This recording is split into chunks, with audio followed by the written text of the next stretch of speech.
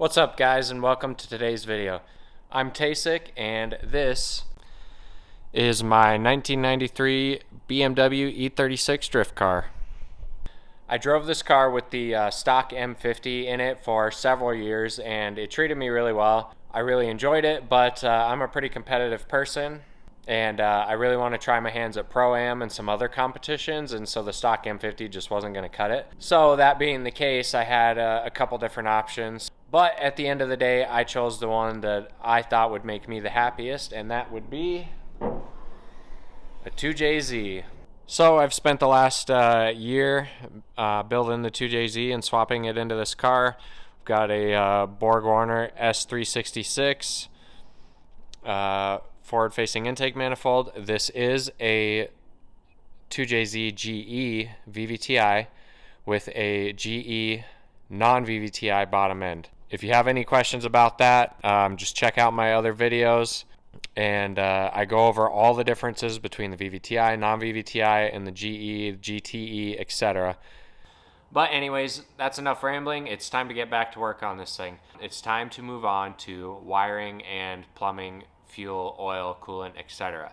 So hopefully at the end of this video we'll be able to test fire this thing. And I'm really excited for that because it's been a long time coming. But the wiring is going to be a big chore, and I'm going to try to do my best to explain it to you guys in a way that you can follow along with, so that if you're wiring a car for the first time, you can hopefully succeed and be able to do it yourself without having to spend $1,000 on a custom wiring harness.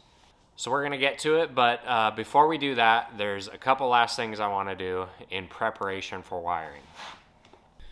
So I want to get the engine bay finished up and prepped and get everything out of my way that might be in my way.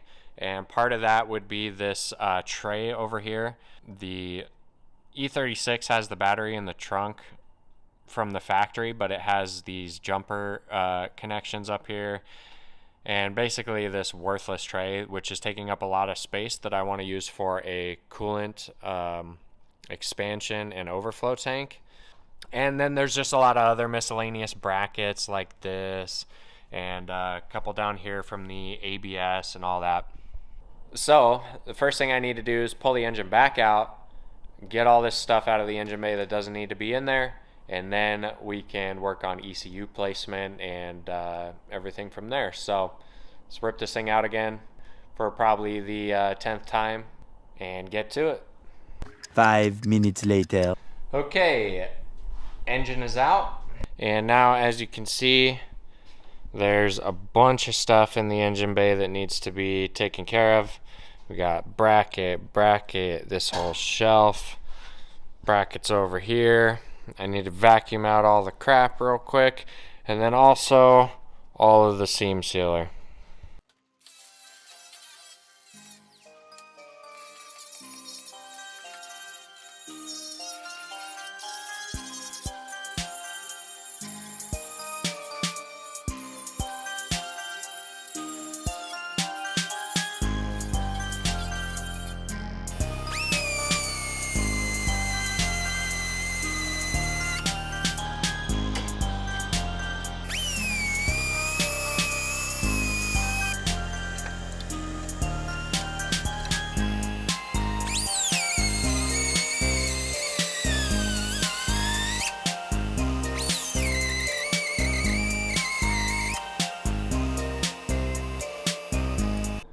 Alright, I got about 95% of the seam sealer out of the engine bay. And I also took a wire wheel to my tube front and all the other spots that I did fabrication, and got the surface rust off of that. We got most of the seam sealer out of here. There's still a little bit in some spots, but I'll go through and sand all of that after I stitch weld it before the engine bay gets painted, so we'll get the rest of it out then. But now I'm going to throw a quick coat of primer on all the bare metal so that it doesn't rust anymore. And after that we can start wiring up the 2J.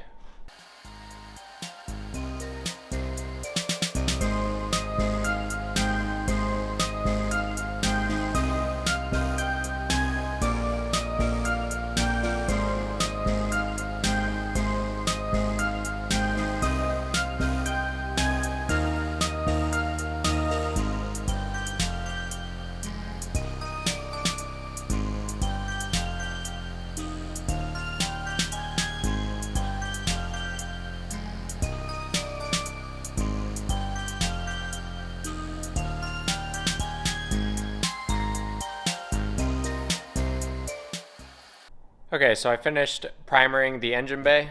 So now I wanted to start wiring, but I've run into a couple issues with that.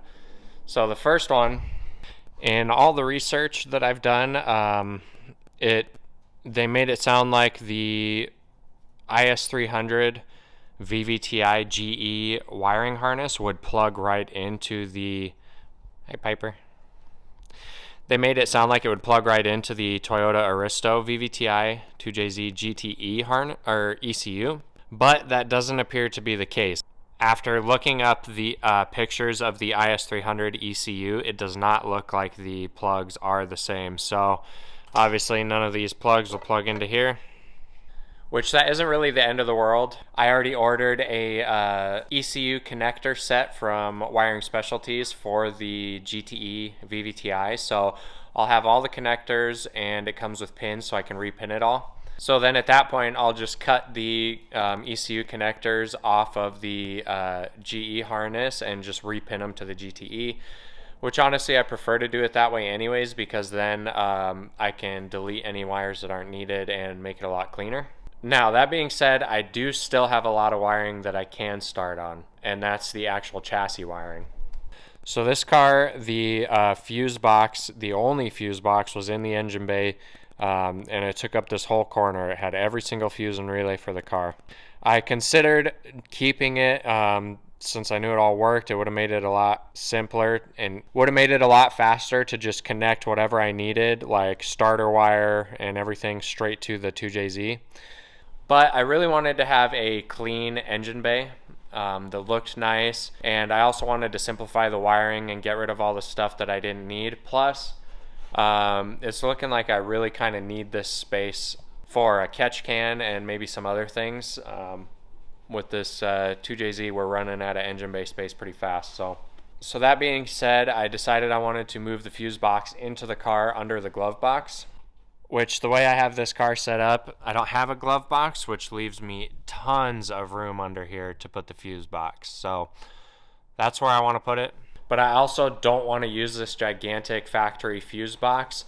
So I've got one coming from Amazon. It's just a simple relay fuse box. But in order to do that, I need to go through every single wire and determine where it goes, what fuse it goes to, what relay it goes to, and just figure out how everything works so that I can relocate it into the new fuse and relay panel.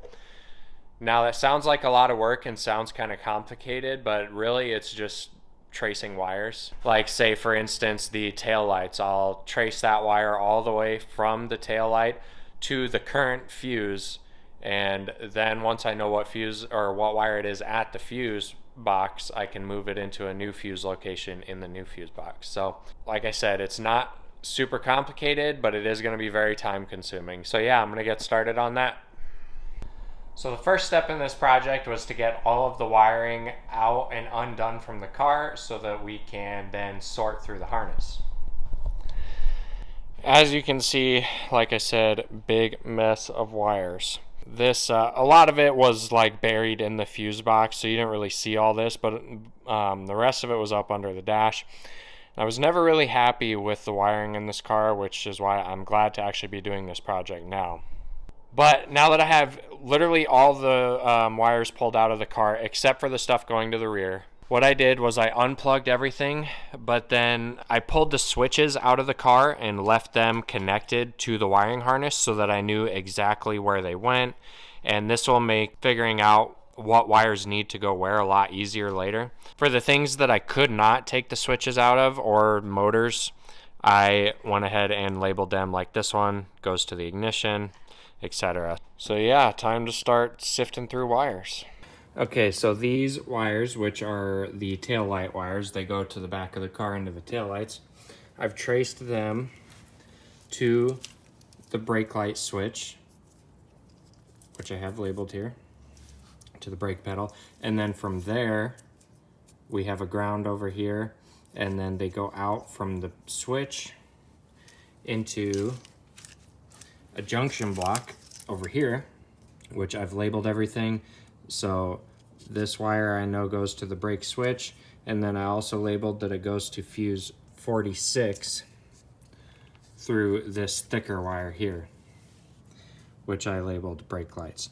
If you trace that wire, it goes to this fuse block right here.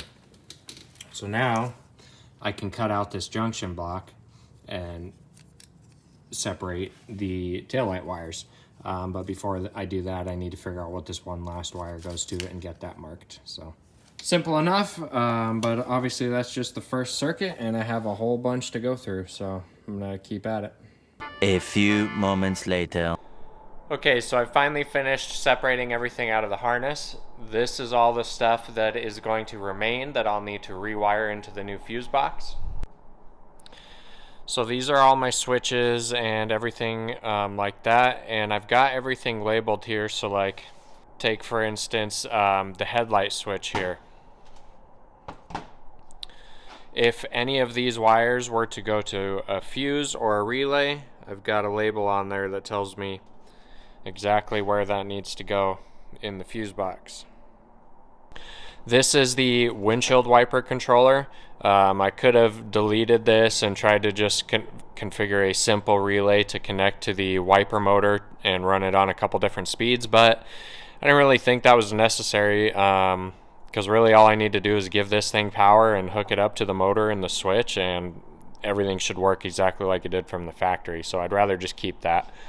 And then over here I have my fuse blocks. I'm not going to be reusing these fuse blocks, but I did keep them because all my wires are labeled with a fuse number. So then if I come over to here, I've got these fuse blocks labeled, so it's 21 through 30.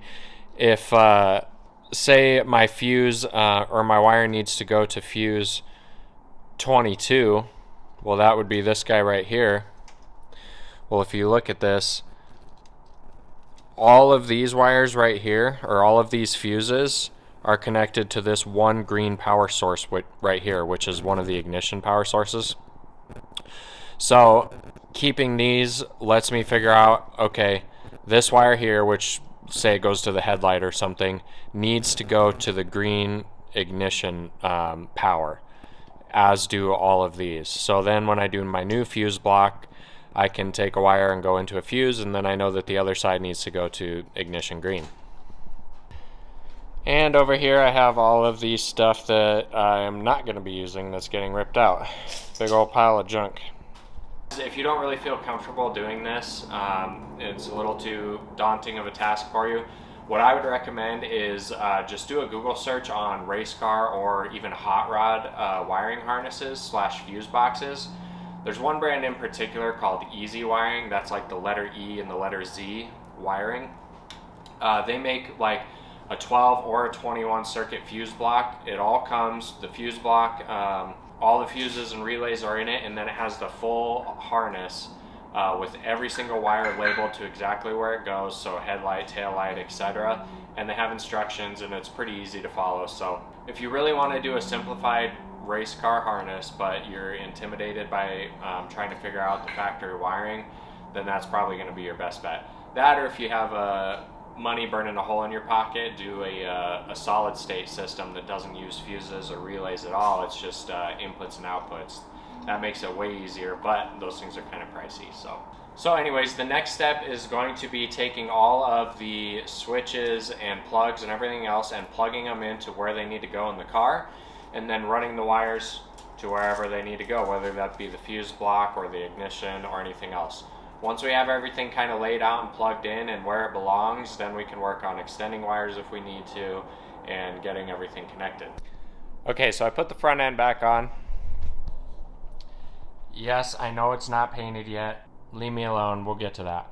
But I just threw it back on so that I could get the headlights up, so that we kind of knew where those were going to go. So I need to get the headlight wires routed through the firewall, and then we have this whole mess in here. We've got our headlight switch and the instrument cluster and the turn signal, wiper switch, ignition, all of that stuff is just hanging here. So we're gonna have to sort through it, figure out where it all needs to go, and start routing it. This is the part that really sucks and takes a lot of time. You could just run the wires where they need to go, stick them on, and call it good, but you'll end up with a rat's nest of wires. So to really make it clean, it takes a lot of time. and patience. But I'll never get it done just talking about it, so let's get to it.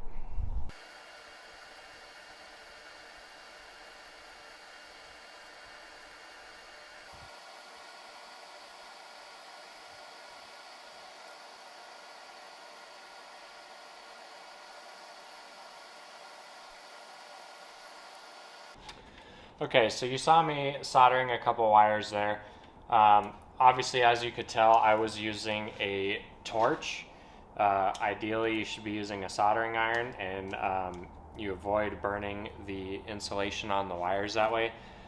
But the soldering iron takes forever to get the wires hot enough to melt the solder, and I'm impatient, so I've just always done it with the torch.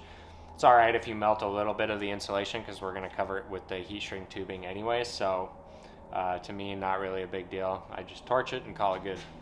But I've got a whole bunch more to do, so I'm going to keep on trucking. I'm not going to bore you guys with all of that footage, so I'll meet back up with you once I get farther. 2,000 years later. Okay, so I finally got all the wires relocated and extended, but as you can see, I still have a giant mess of cabling in here. So the next step is going to be landing all of the wires in the new fuse box. So this is the new fuse box that I got. It's just a like $50 Amazon special. You can see here it's got, let's see, 2, 4, 6, 8, 10 different relay slots. This is like a standard Bosch relay layout, so it can only do up to 5-pin relays. So for the turn signal flasher, that's not going to work. But then it also has 15 fuse slots, so we can install our fuses there. And then it has all these different lugs on here that you can use for like your battery power, your ignition accessory power, etc., or even grounds if you needed to. So the way it works is it comes with all of these pins, and you crimp these pins onto the wires, and then you insert them from the bottom of the fuse box and they lock in. It's just like how they do it from the factory. Now these pins do require special crimping tool like this. You can get that on Amazon for about 20 bucks. I will link both of these things in the description. But we're also going to need this for our ECU wiring, so good tool to have in your arsenal. But that being said, I'm going to take all these wires, which I have labeled with each fuse slot that they go to, or relay if it goes to a relay. And so all I have to do is crimp ends onto them and land them into the fuse box. So I'm going to get started with that, take you guys along for the ride, and hopefully get this chassis wiring done finally.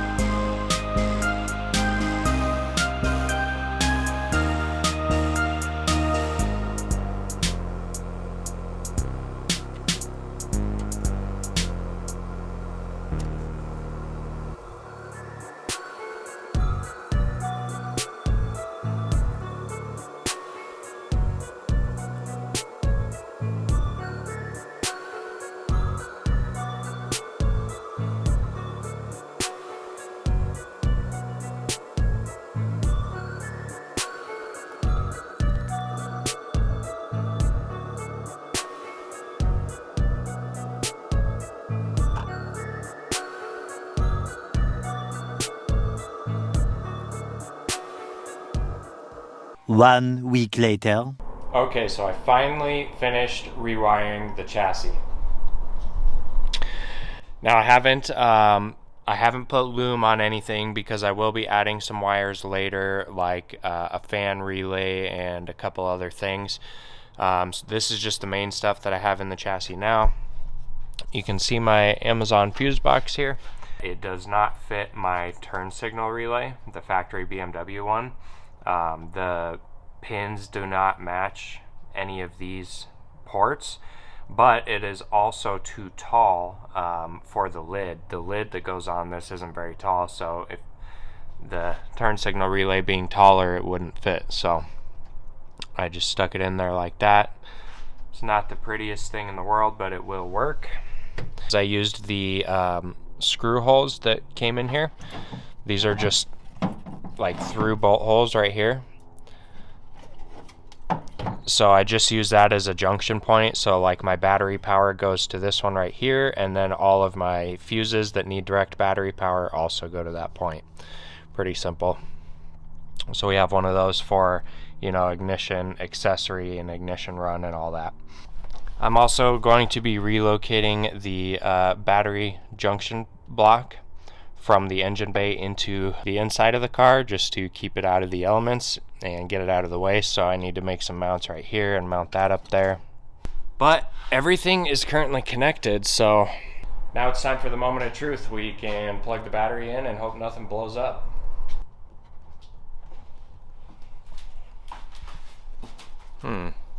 Lights are on already. So, well, one is. To check my headlight switch and see if it's on. I don't have any headlights on though. Headlight switch is definitely off. You know what? I wonder if the brake pedal switch. Since I have my brake pedal disconnected right now, I think it's just that the switch isn't depressed like it should be. Yep, that's definitely what's causing that problem. Okay, I definitely got some bugs to work out, that's for sure. But we'll worry about that later. I want to hurry up and get started on the engine wiring. Okay, so we're moving on to the engine wiring because I am super anxious to hear this 2JZ run for the first time. So I've got my connectors for the ECU. I ordered these from Wiring Specialties. Wiring Specialties, if you didn't know, is a company that makes super legit engine swap harnesses that are just plug and play, but they are pretty expensive. So if you're on a tight budget, not the best option. And check out this sick E36 sticker they sent me. This thing's awesome. I'm gonna have to find a place for that. But anyways, I think it was like 50 bucks for all the ECU connectors, and it comes with the pins, so you can literally build your own harness off of this. And that's exactly what I'm gonna do. So basically we're gonna start with these connectors. They're gonna go into the ECU, and then I'm gonna take all the sensors and the existing wires, and we're gonna strip them out of the existing harness and then re-terminate them into these pins. So I've got quite the job ahead of me, stripping all this old wire loom and getting all of these sensors out, stripped apart, and relabeled. I'm not going to bore you guys with that because this video is probably already super long due to the chassis wiring taking forever, and I assume this project's going to take forever as well. So as soon as I get this stuff all pulled apart, I'll meet back up with you. A little longer than a few minutes later. Okay, the engine harness is fully stripped down now. So I've got all my sensors laid out here. You can see there's quite a few. They're each labeled with what they go to, other than the few extras I have over here that were not plugged into anything, so I'm not 100% sure what they go to, but most likely they won't be needed. And then we have some extra wires here that were originally cut off, unfortunately, so I also don't know where those go. But I do know that I have the majority, basically all of the sensors on the engine, and everything that I need for the engine are here and are labeled. I know that I'm missing the throttle position sensor and the electronic throttle body controls and all of that stuff, but since I know that I'm missing them, I can easily wire those up. I just need to get connectors and run the wires. But now that the harness is all stripped out, we need to start running wires. So I've got a handy little cheat sheet here. This is by Wilbo 666. So if you just Google 2JZ GTE VVTi engine wiring, this is like the first thing that pops up, but I will link it down below in the description in case you guys need it. It's a super helpful guide because it's got the connectors with labels on all the pins, and then it'll tell you like, okay, so the pin that's labeled 30 is the number 3 injector. It's an output, and then it tells you how it's connected. The other major thing is, if you already have a complete GTE harness and all you really need to do is connect power to it, this will also be super easy for you. Because the wires that you'll need to connect are bold, and you'll be able to easily find them, like this one here for starter signal. It says this pin is connected to battery voltage when the ignition switch is in crank. Having this guide makes it super easy to figure out where all the wires need to go. So I'll be using this to determine where I need to run my wires, whether they need to go to the ECU or to the fuse box. And I'm going to get started running all the wires. Basically, to start off, you can see I've got my coil packs in here. So I'm going to plug in all my sensors, and then I'm going to route the wires the way they need to go. I'm going to put my ECU in the factory E36 ECU tray. I need to still make a mount for it and everything, but it'll be in here. The wires will come out this hole right here, over, and like this. I'm going to try to make it as clean as possible, and we'll just see how it turns out. Much later. Okay, so it's time to start connecting all the wires to the ECU connectors, which I've already gone ahead and labeled all the connectors and which ones they are. So in the pictures here from this diagram, this is looking at the connector from the back side, the side that the wires get inserted into, not the front side. So if you look at this one compared to that one, you can see that it is identical. You can see how there's not a pin right there, and there's not a pin right there. So anyways, this is pin B1. So I'm gonna just start going down the list and connecting all the wires that need to be connected. Like the very first one up is the number 3 injector. So that's definitely a pin that I need. So I'm going to find my number 3 injector wire and get that connected. I also, the way I've run everything here, I've got it to where all of these can basically be trimmed to the same length so that they make a nice clean connection. So I find my number 3 injector wire, and then we're going to take our pins.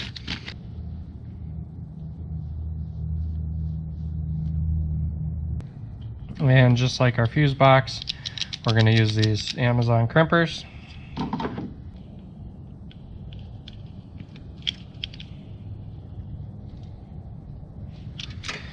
And now we have that wire crimped. And then we just need to insert it into the connector. If we look at our diagram, it says that this pin is labeled number 30 on the connector. And it's going to be hard for you guys to see this, but each one of these pins is labeled, and number 30 is right up here in the top right corner, looking at it from the back side. So that pin needs to go in here.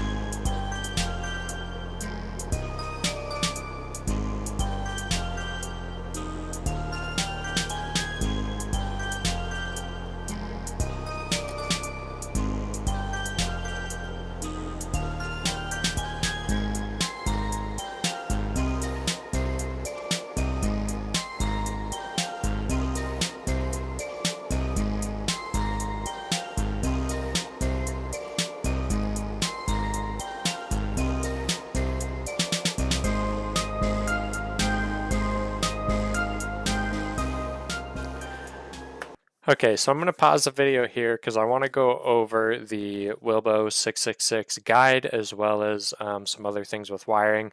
So my intention with this video is for you guys to be able to fully understand the engine wiring and ideally be able to build your own harness just like I'm doing. So if after this there's still any confusion or you have any questions, feel free to comment below or message me on Instagram. But I'm also going to include a list in the description of this video of every single pin that I ended up using for my harness.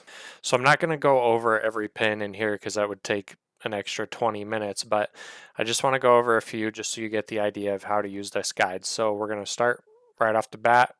Pin number 1, it's plug B1, which means this plug right here. The symbol is number 30. So if you look on here, you'll see we've got a number 30 up in this top right corner. Technically that is pin 1. So we know that that is the number 3 injector output. And you can see this pin is used to control the number 3 fuel injector. Now the nice thing about this guide is this section over here, this how. So this tells you that this pin is connected to ground inside the ECU as required to turn the fuel injector on.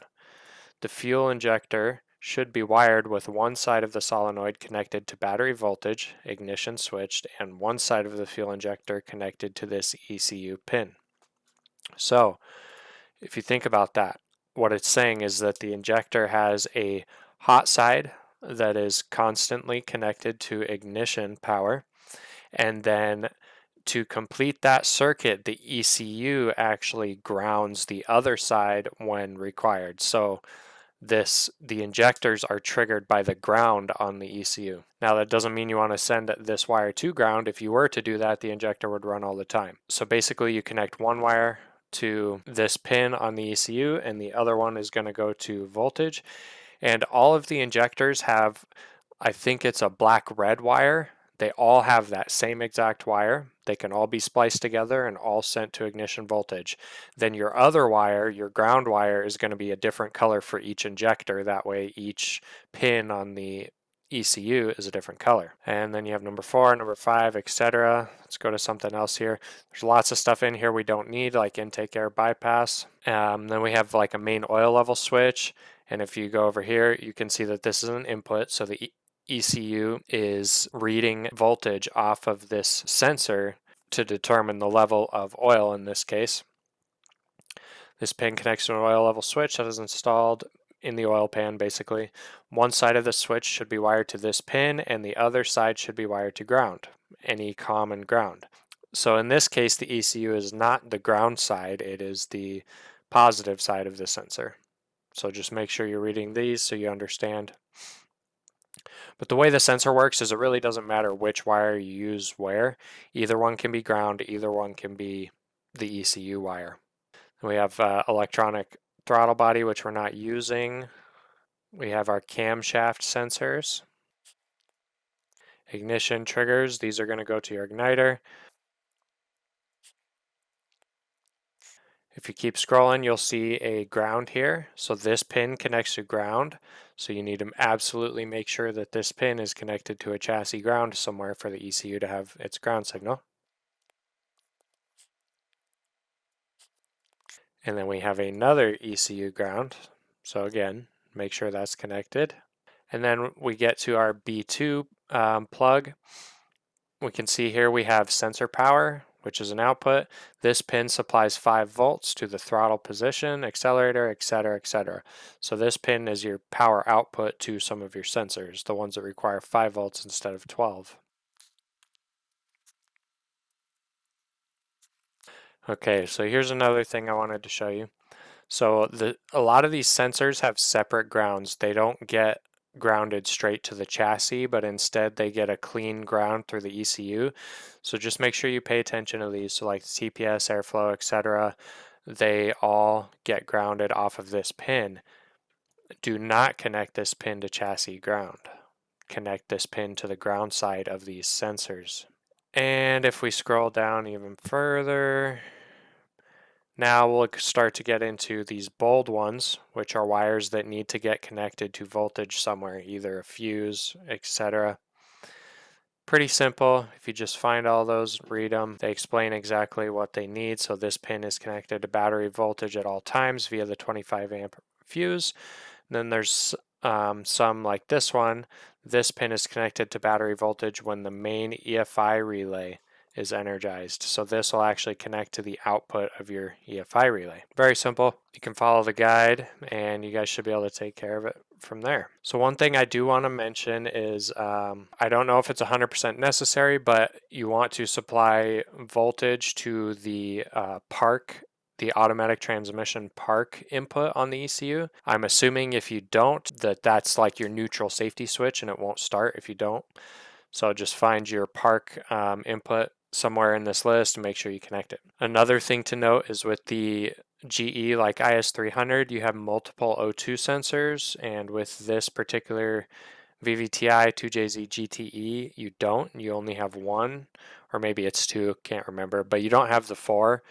You really only need to worry about wiring up one of them. And we're also not using a map sensor. The map sensor on this particular ECU, it only controls boost cut. So if the map sensor reads more than 14.7 pounds of boost, it starts to cut fuel or ignition or whatever it does to save the engine.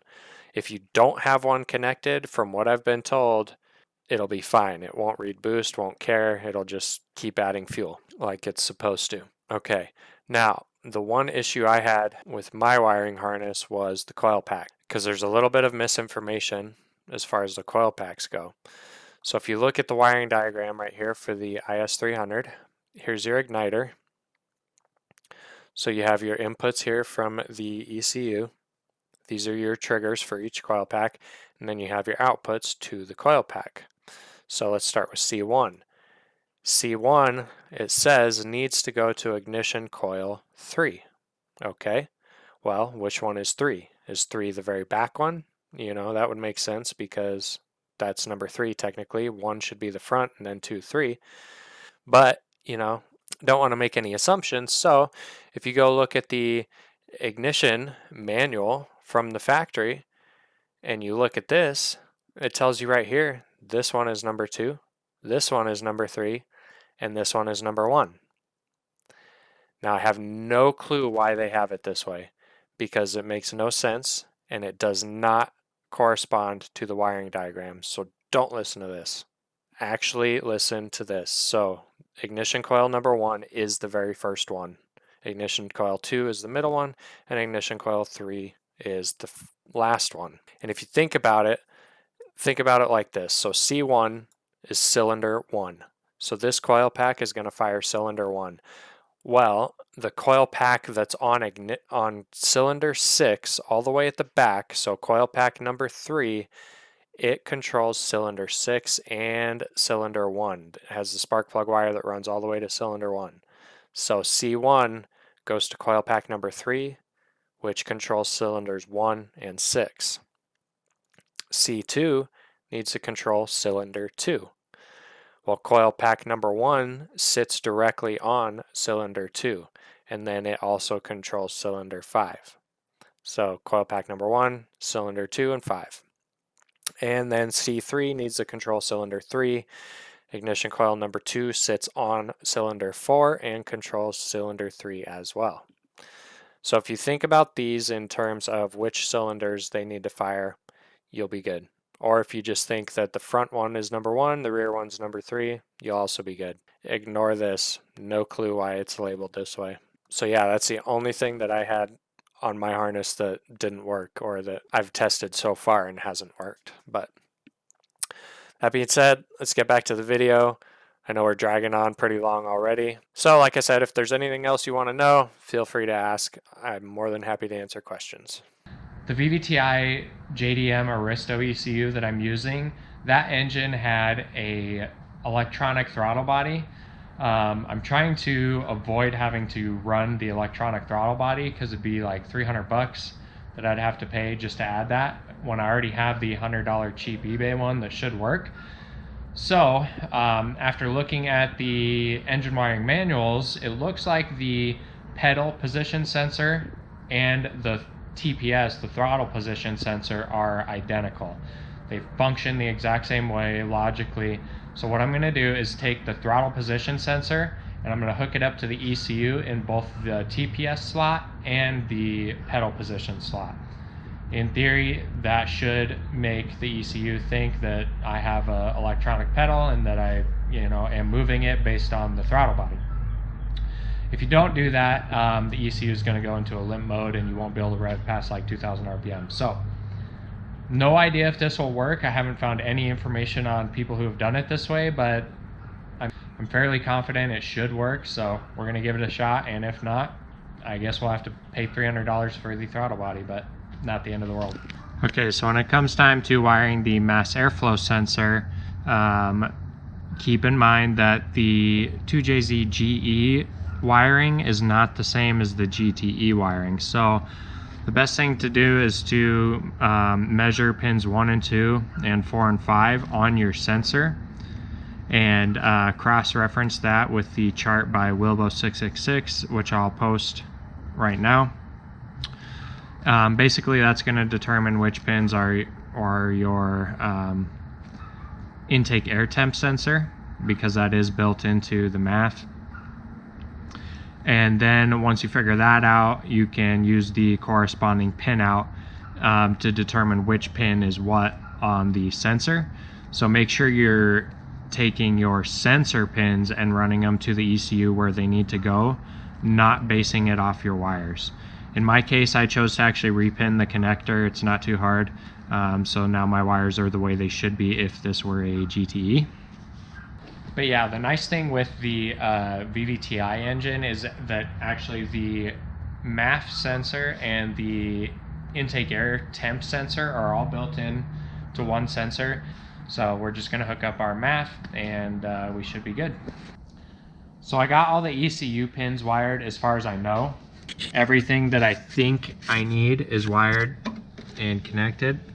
See, it's still a mess right now, but we'll clean it up once we've tested everything and make sure that everything works. So now that the ECU's wired, there's a few more things we need to hook up, and that's power for all of the engine harness stuff. Some of the things need constant battery power, some things need power from an EFI relay, and some things need switched battery power, etc. And the way I'm going to do that is using this factory IS300 plug. Okay, so scratch that idea. So all the pins for the connectors are these crimp-on style factory pins. You can't just uncrimp them and reuse them. I mean, you probably could if you were in a pinch and just needed to do it to 1 or 2. But it's definitely not worth all the effort to try to do that for all of the wires I need. So there's 2 options, I guess. I could buy new pins for the factory connector and just crimp them onto the wires and reuse that connector. But those pins are kind of hard to find and also a little bit expensive. So the alternative is just to use a standard universal Deutsch connector.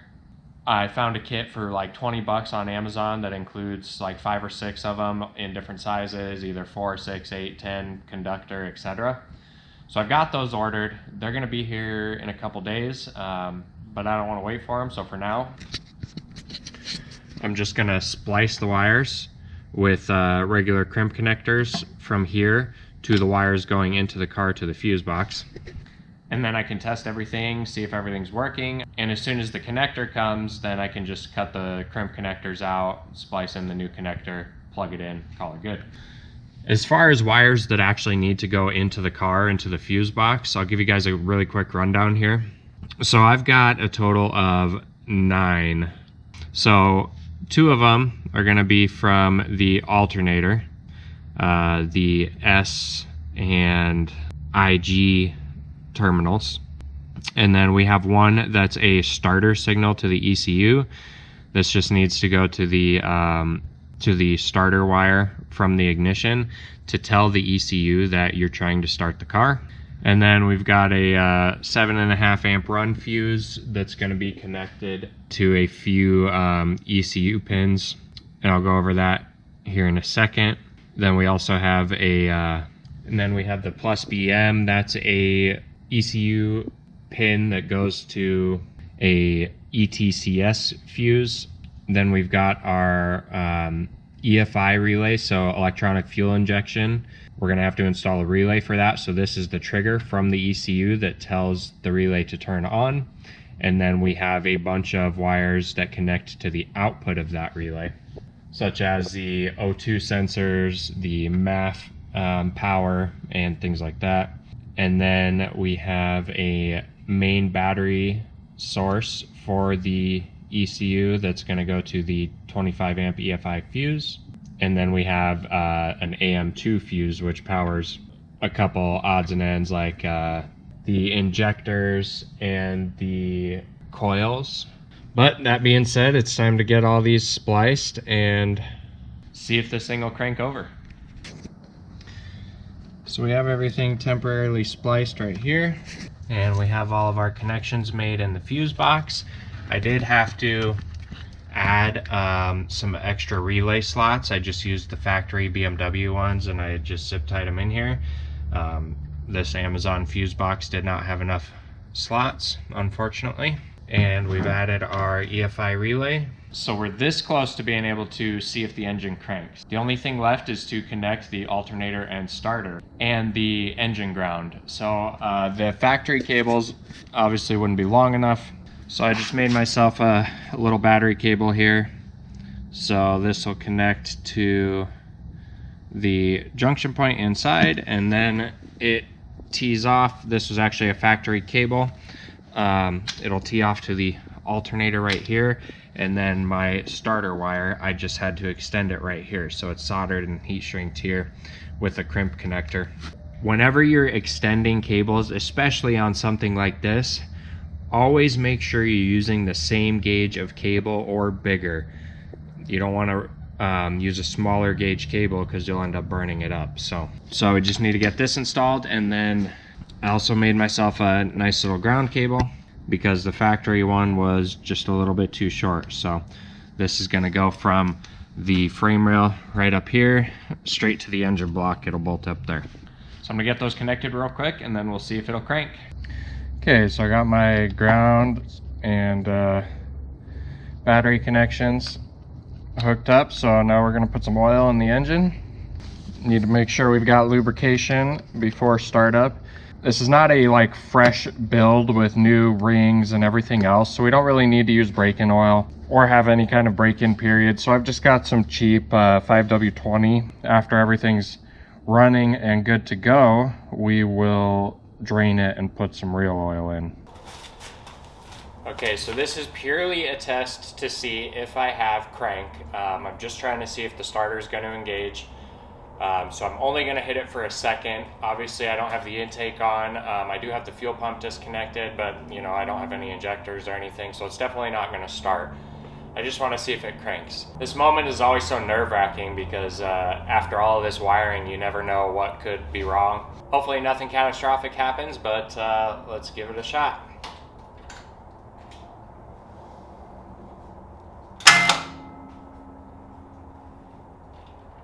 Okay, so the starter definitely engaged.